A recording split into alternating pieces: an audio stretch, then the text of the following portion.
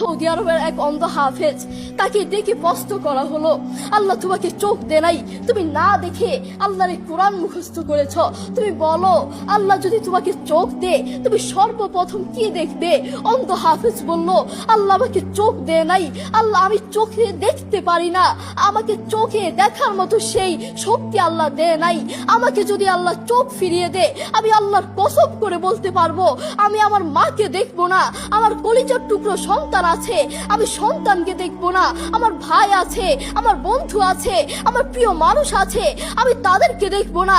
আমি দেখবো যেই কোরআন আমি না দেখে মুখস্থ করেছি সেই কোরআন দেখবো, সেই কোরআনের আয়াতগুলো কত সুন্দর তার দিকে তাকাবো। আল্লাহু আকবার।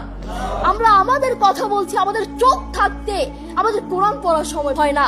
আপনি বলছেন আমি ব্যবসা করি সময় পাই না, কোরআন কোত্থেকে পড়বো? ব্যবসা করি, কোরআন পড়ার সময় পাই না। আমি দোকান করি, দোকানে অনেক কাজ থাকে,